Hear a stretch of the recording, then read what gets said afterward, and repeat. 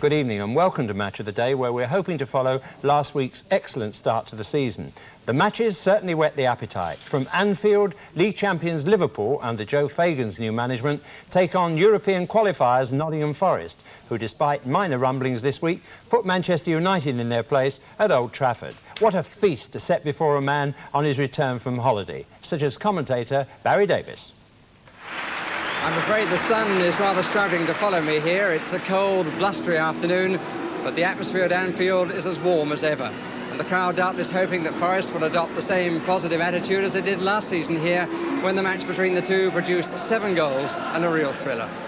We hope so. That contest will be followed by an intriguing second division fixture on the lush new Craven Cottage turf between unlucky Fulham, who missed promotion by a whisker, and Portsmouth, who strolled into the second division and, judging by their midsummer buys, mean to stay there at least. And I don't anticipate commentator John Motson wanting to leave early either.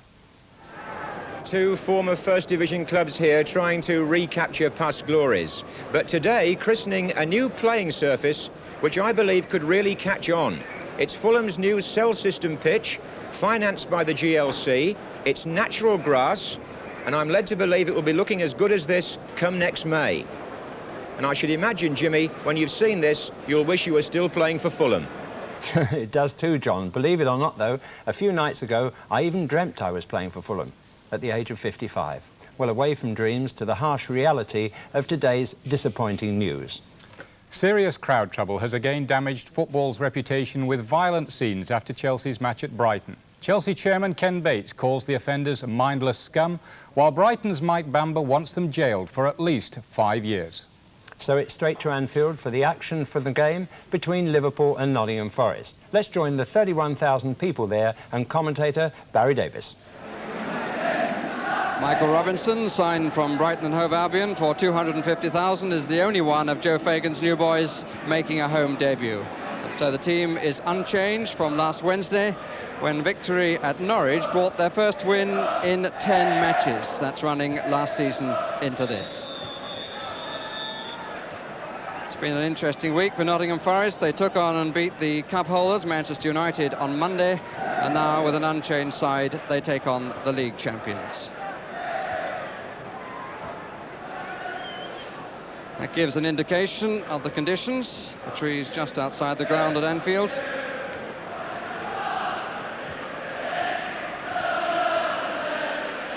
And it's Gary Birtles who will get the match underway, with Nottingham Forest attacking the goal to our right. Forest in their change strip of yellow. First field of the ball for Hans van Breukelen.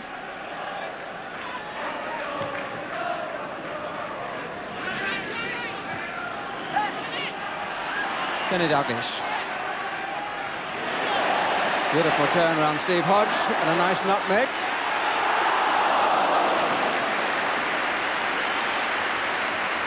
Showing rare form at the start. Davenport. Bowyer. Good blocking by Lee.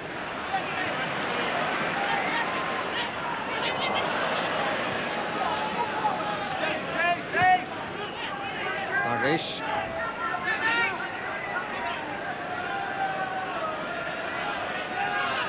Johnston.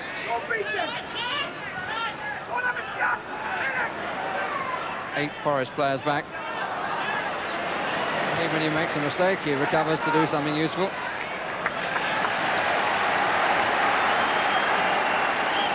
And he's already come up with so many pearls. Johnston. Kennedy. Souness. Off Anderson. It's a corner.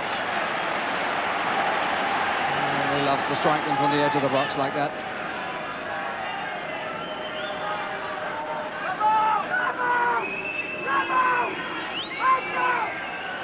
Neil. Lee. 7 Liverpool players in attacking positions. Good play by Johnston. Dalglish. Souness. Either foot, it doesn't matter. And Johnston, it was an interesting choice, picking out the far man. And a little nod enable another crack to come from Graham Souness. Played by Todd. Goalkeeper didn't really help him too much. Swain. Todd. And the wind changing direction so frequently, now very much in Liverpool's favour. And here's Rush. Anderson. Good clearance. Ball was quite superbly watched then by Anderson. No panic of any sort.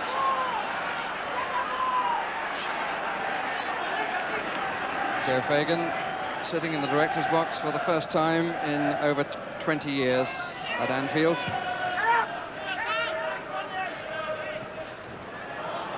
Got a bit kindly for Hansen. Souness.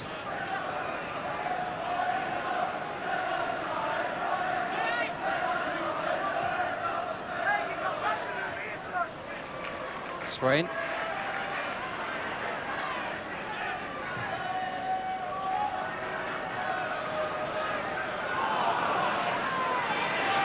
He'll give him the handball, but it's been turned on.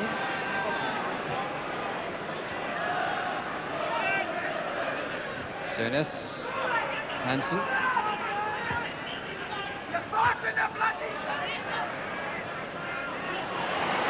And Wallace taking advantage of the misunderstanding. Kennedy got back well.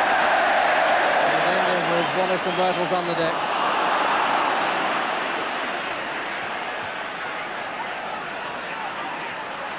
Wallace, and here's Davenport with a real chance. Oh, an extraordinary piece of play involving Wallace, who was up, down, and in the end played a really good ball through to Peter Davenport, who was prepared to hit it on the full. But sadly for him, it went wide. And the way Forest are playing, they won't get too many chances in the match. And that's one that's got away. Rush running on, but the angle is against him. And the challenge was strong and effective by Hart.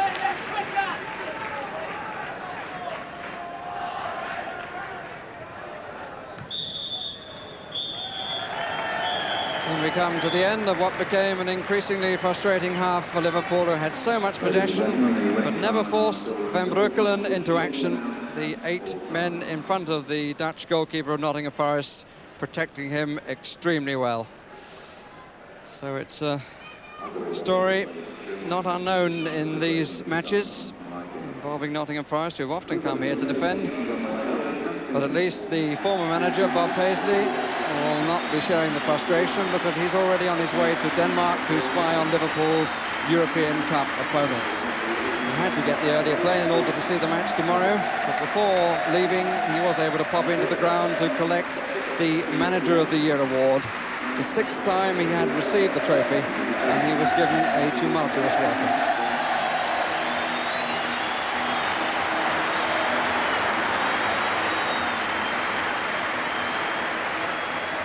With the daunting task of having to follow Bob Paisley, Joe Fagan has completed his first half-time talk at Anfield, and his side now attack the Kop end in the second half. Here's Lee. Souness. Dalglish. Good claim. But appeal for handball, and it has been given. Appeal for handball by Paul Hart, and the referee has answered in the affirmative. A penalty it will be. There was a great shout from the crowd. The referee is being invited by Ian Bowyer, the captain of Nottingham Forest, to consult the linesman. But Mr. Lovett, who initially has seemed to be adamant, decides he will consult the linesman, but I doubt if the linesman was in a particularly good position to see. Through no fault of his own, Hart was facing this way. But the decision is offside. The start of the attack, offside before. And so, in the end, Forest, if you like, escape.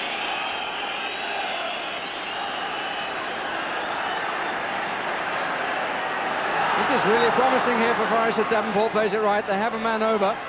Hodge.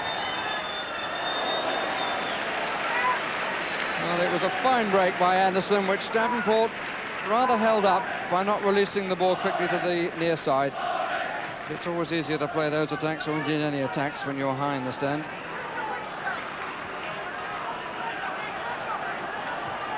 And 2/3 of the match have gone. And it's still 0-0.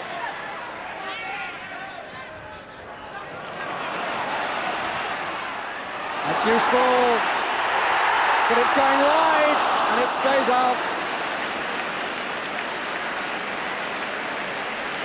How could it have got away? He's done it so many times from that sort of angle, and it's gone in. But this time, having been superbly fouled by Souness, the ball refused to duck inside the far post, and the follow-up was to no avail.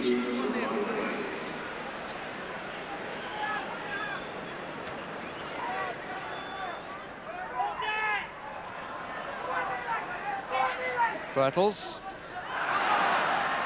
halfway through the second half.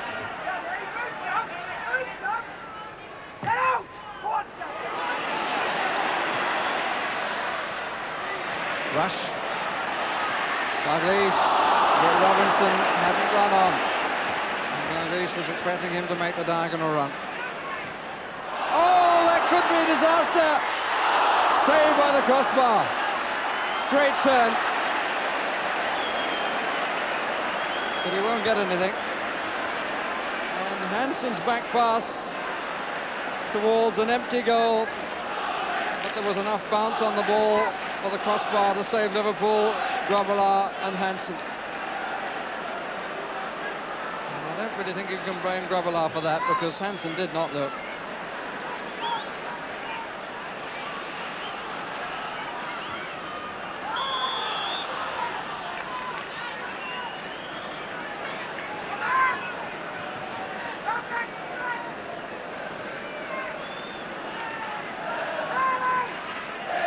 Hansen can breathe again.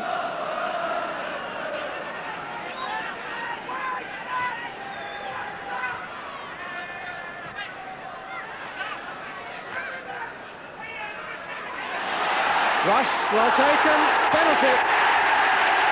Checked by Todd. And the pace of Rush was enough to produce the verdict.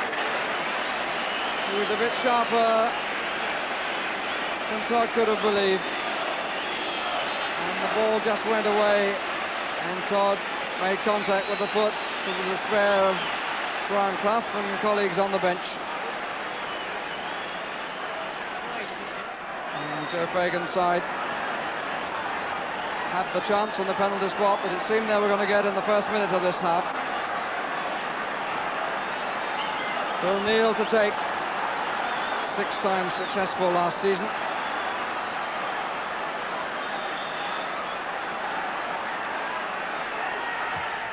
And it's saved, but here's Johnston, and turned away by Hart.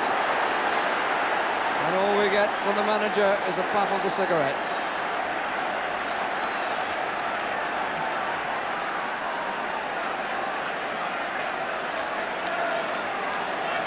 Well, he's following Bob Paisley in one thing. He doesn't show great animation. Kennedy. Screwed off the side of his boot.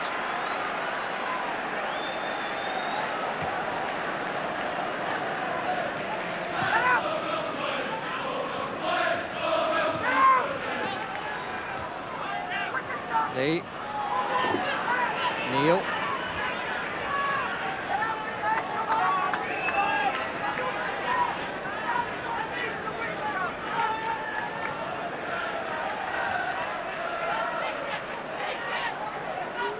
Neal.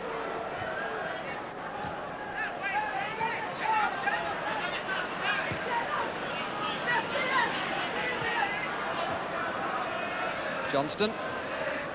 Souness.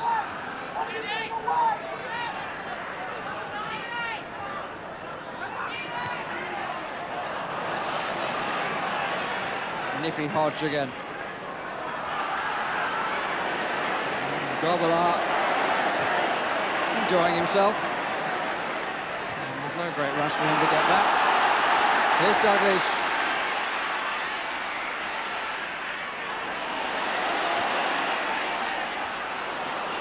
Robinson waiting for his moment, which didn't come. Neil. Johnston. Where is the way through?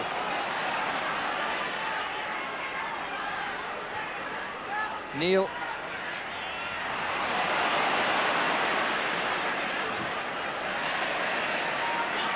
Davenport.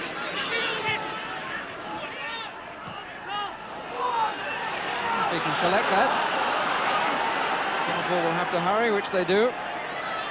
Birtles comes and then goes away. Here's Wallace, here's Birtles. And it was a missed kick by Birtles, by Wallace rather, and Birtles flipping it over. And Robinson is replaced in his home debut. Another man he was keeping out of the side, Dave Hodgson.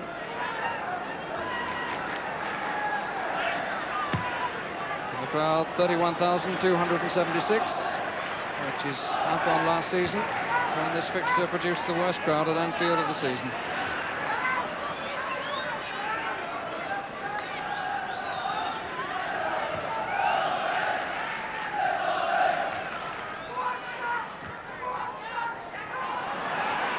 Straight on by Dalglish to Rush, and it's in at last. Curious,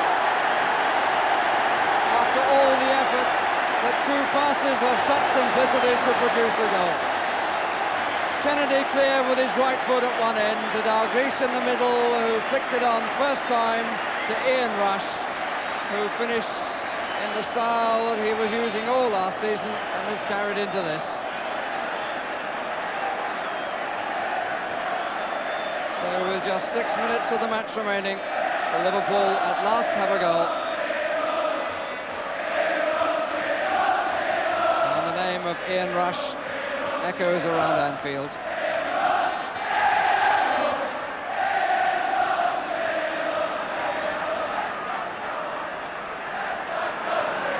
He looks as though he's going to start his home career with a victory.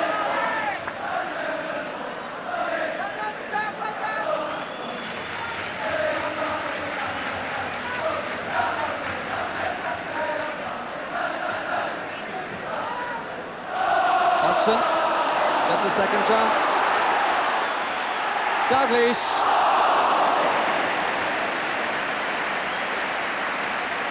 And he will know better than anybody that he should have got one on target.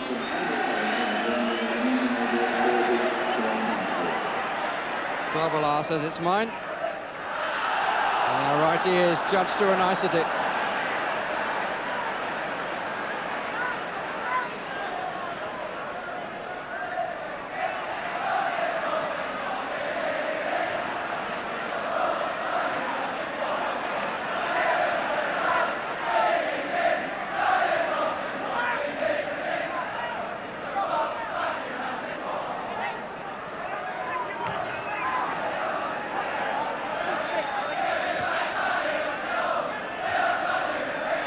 Dalglish.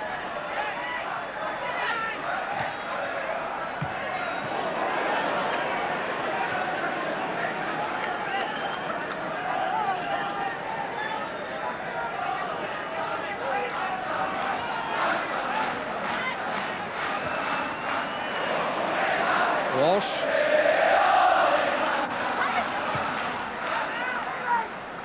Davenport, who was missed in the first half,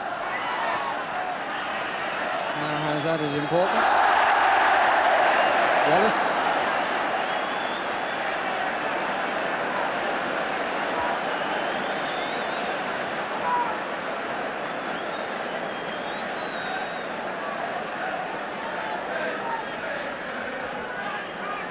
The referee gets a check from both linesmen.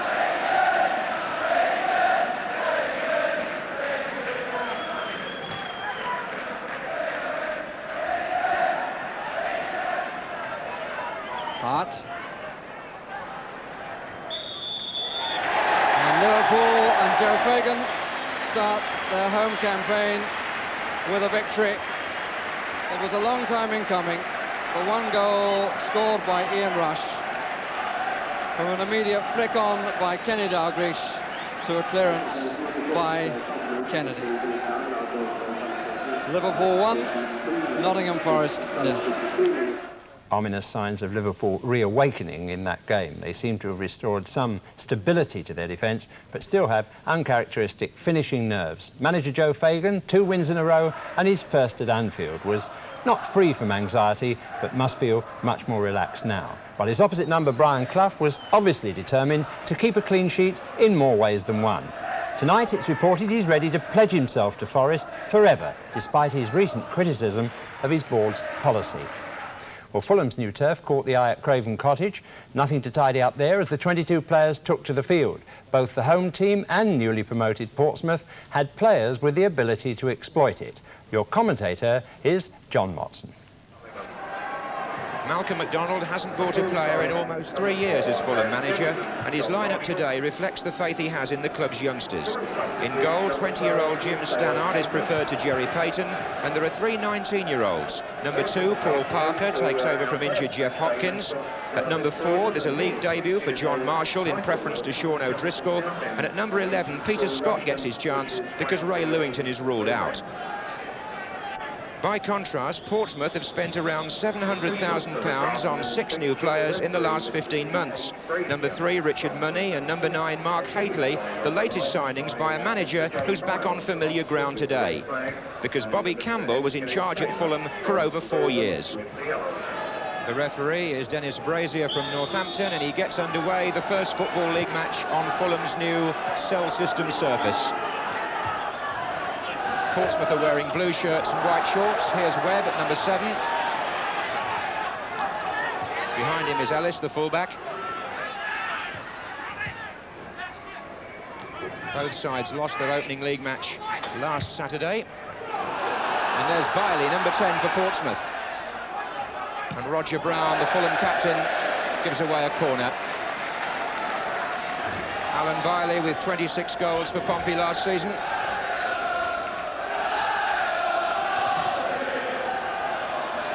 And Hateley is the threat there. Tony Gale got the ball out. Mark Hateley, who cost £190,000 from Coventry once the tribunal had adjudicated on the fee.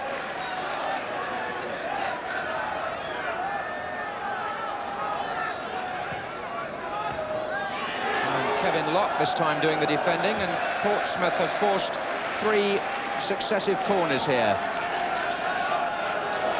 This one to be taken by Alan Rogers, who plays it short to Doyle. And Ray Houghton with the challenge. And at last Fulham can get the ball away.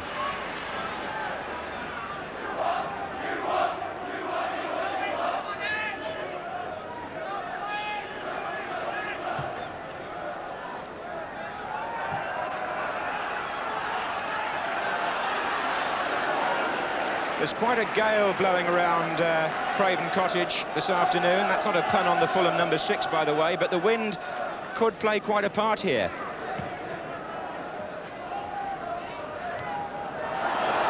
That was on by Dillon for Rogers.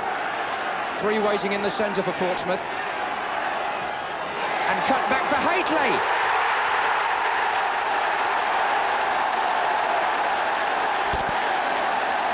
And Portsmouth, to the chagrin of Jim Stannard, reap the benefit of a very powerful start. The ball was very well turned on in the first place by Dillon out to Rogers, who plays as an orthodox winger for Portsmouth.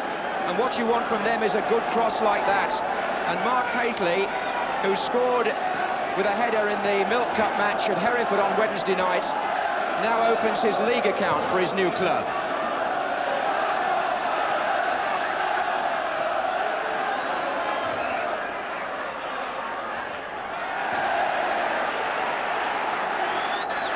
His father, Tony, was a fine header of the ball, and he's developed the same way.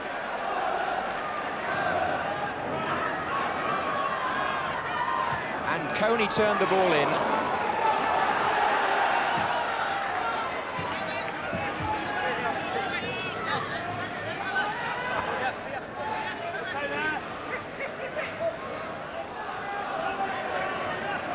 Houghton with the throw for Fulham.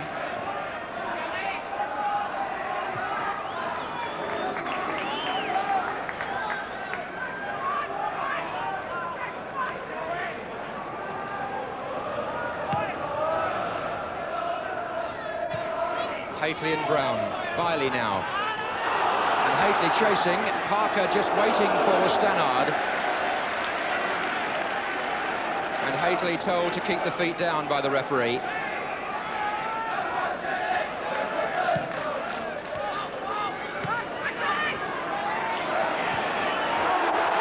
And Portsmouth moving well. This is Biley. Dillon's making ground in the centre, so is Hateley! And he could so easily have had his second. This time it was Webb that started the move in midfield, through to Biley. And as he made progress down the right, Hateley came tearing in at the far post, but didn't quite get the contact he wanted. And Fulham have made a shaky start against some progressive play by the away side.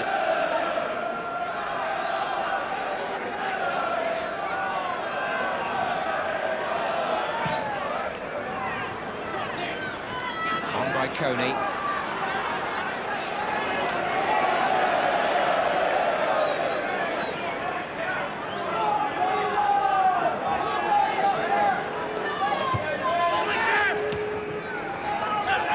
Houghton. Davis is to his left. Wilson. Houghton. And the late challenge. Wilson was the player who was heavily tackled. And the referee not wasting any time here in booking Mick Tate.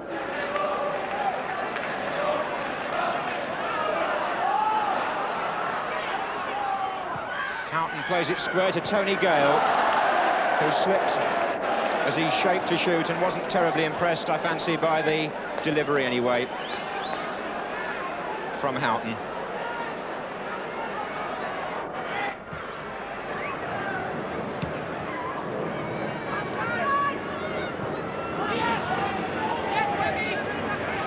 Headed by Webb.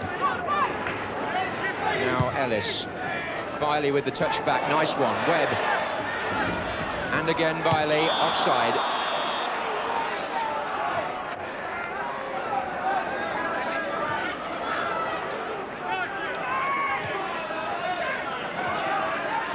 There's Locke.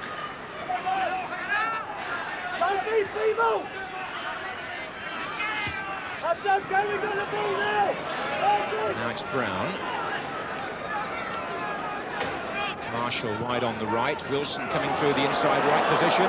Portsmouth caught a little square. Came off Tate.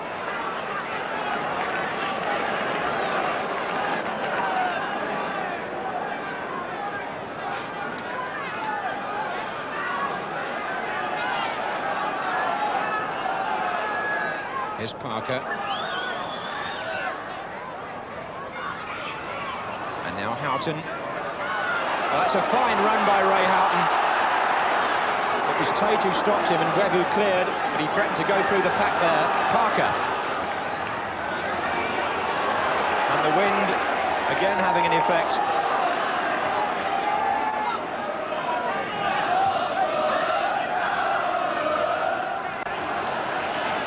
Marshall.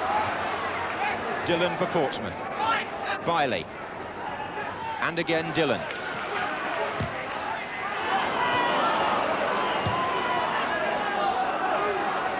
Hateley to Webb.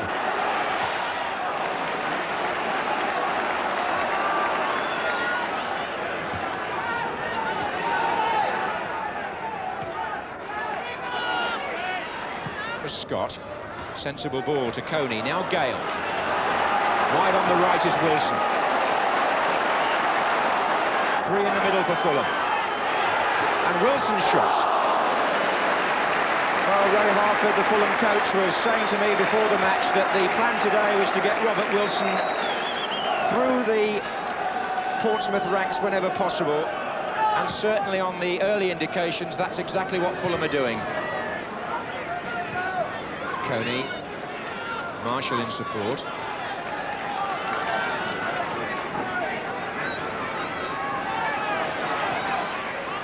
Here's Gale. And now Locke. Oh, Gale was checked there. Haitley and Doyle were coming across him, and it's given Fulham a chance to get Roger Brown up on the far side. Locke picks out Houghton. And Locke again. And Fulham had committed plenty of players to attack, so here's Houghton again. Biley having to get back. Weight of numbers there in the Portsmouth half. Eventually forcing the corner. And Brown tries to reach it. And oh, Coney with the shot. And he's not having the best of luck, Dean Coney, these days. Indeed, you have to go back to last October when we covered a match at Newcastle to find Dean Coney's last league goal. It's 28 second division matches since he scored. And on that occasion, as Scott was shaping to hit it, he did his best, did Coney, and was just too high.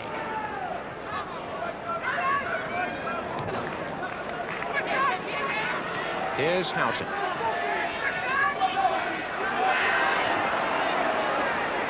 Way over on the right is Marshall. But he hasn't had the chance so far to show his pace in that position.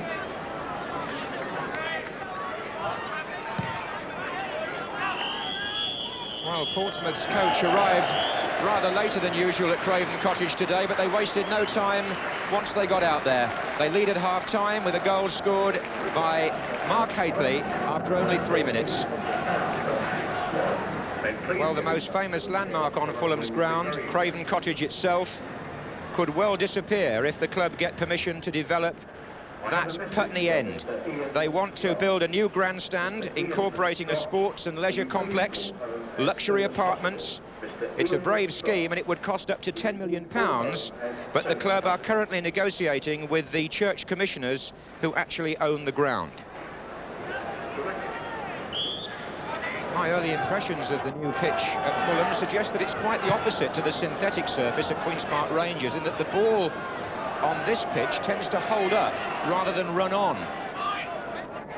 So it's worth teams thinking about playing the long pass over the opposing defence, because if you don't get offside, as Haitley did there, you might find the ball slowing up.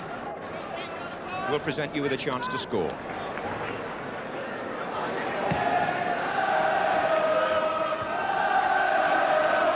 Well, the Pompey supporters chanting the Pompey chimes.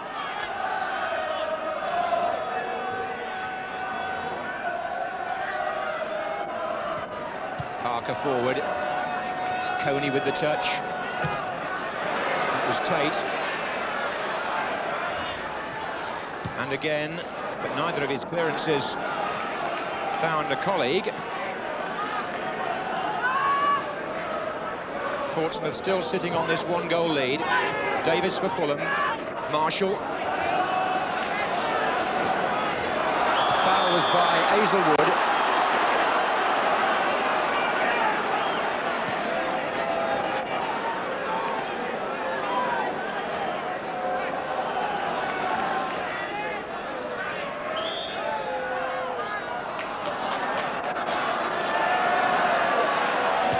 Gale in.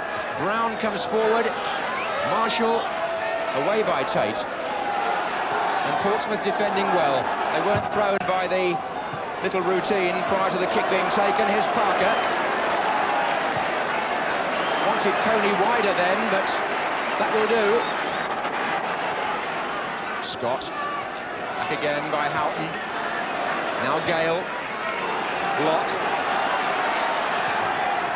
Oh, Wilson's dummy, and here he is again, and Coney! And it still won't go in for him. Lovely 1-2 between Wilson and Coney. Reminiscent of that famous goal Fulham scored at Newcastle last season, but poor Dean Coney who hasn't scored in the league since then, must be wondering when one is going to go in.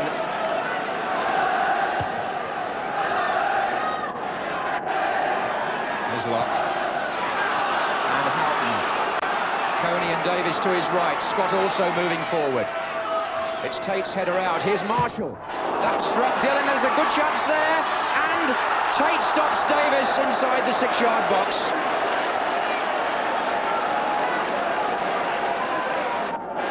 Well, now Fulham are beginning to put together some concerted attacking play. It was Ray Houghton that came in from the left there and threatened. And as the ball came over, Tate doing enough to put off Davis.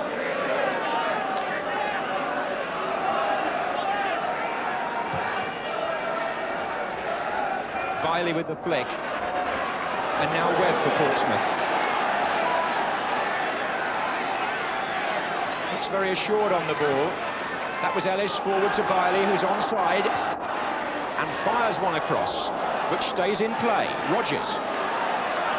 Dillon wants it played back to him, number 8.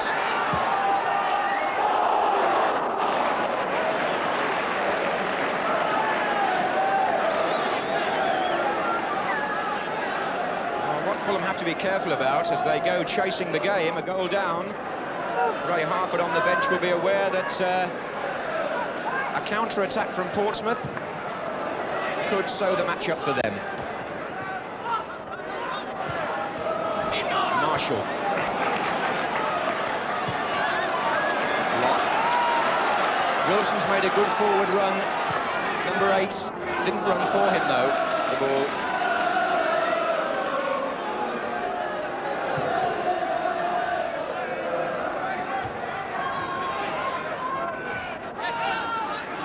Wilson having a good industrious match, but perhaps Sol Parker a bit short there, and Rodgers away.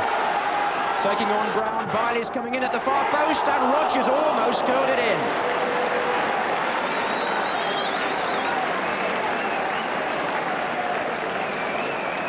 In fairness to Parker, he wasn't given the best of chances by the pass from Wilson, and Rodgers got away.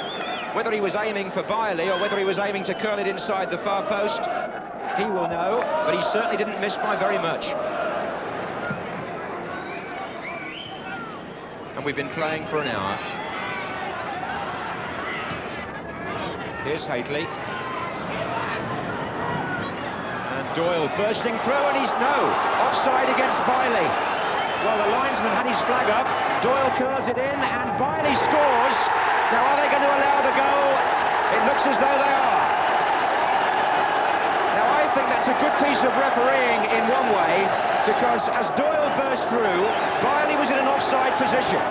The linesman started to flag, but at that point, Biley was not surely interfering with play. On went Doyle, and when the cross came in, Biley was on the end of it to make it 2-0. So, no protest from Fulham, it would appear, and the officials may well have got it right. 63 minutes gone, and 2-0 to Portsmouth.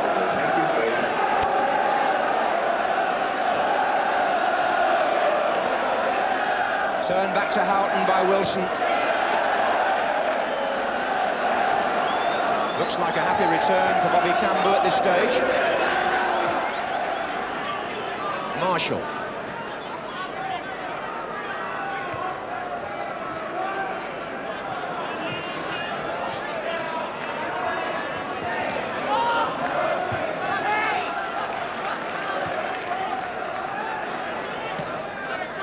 There's Biley. And Money. Players who've had good First Division experience. Here's Dillon, another one, and Haitley. Dillon once more, number 8. Rodgers, Dillon, and Biley's in the centre, offside. Wherever you look in this Portsmouth team, they may have just come out of the 3rd division, but they're experienced as individuals, and Fulham make a substitution late in the day. Only about 5 minutes to go, and Dale Tempest to replace Dean Coney.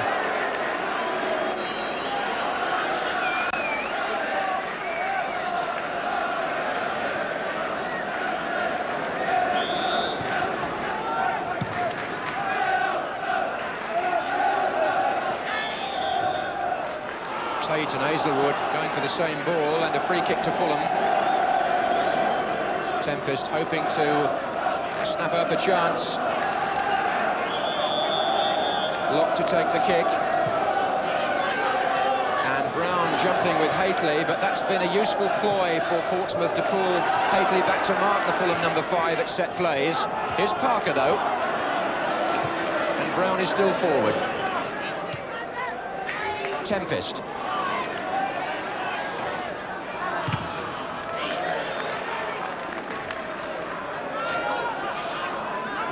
Houghton.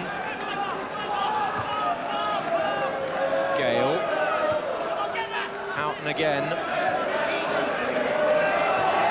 It opened up there for Houghton, but the shot didn't dip in time. That effort perhaps summing up the afternoon for Fulham.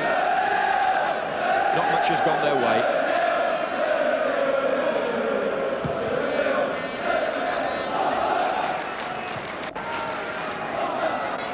Webb. Chipped across for Bailey. Oh, nicely done by him. Came off him again.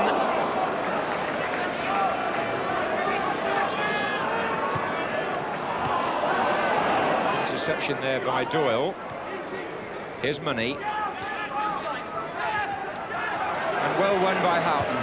And through the middle is Tempest, but the whistle is gone. The irony for that, perhaps, is that Fulham's most promising chance came as the referee blew the final whistle. Certainly Alan Bailey and an experienced-looking Portsmouth team, even though they've just come out of the 3rd division, looking good value for their victory. And a happy return to Craven Cottage for Bobby Campbell. Well, Portsmouth deserved the points because they had the greater appetite to win the ball right from the start. And although Fulham's youngsters had plenty of the ball after that, their neat moves and entertaining close passing style fell down because of lack of determination and enthusiasm among 1 or 2 players. Portsmouth will more than hold their own. And what a pity it would be if, now that Fulham have a perfect surface, 1 or 2 players decide they don't want to play on it.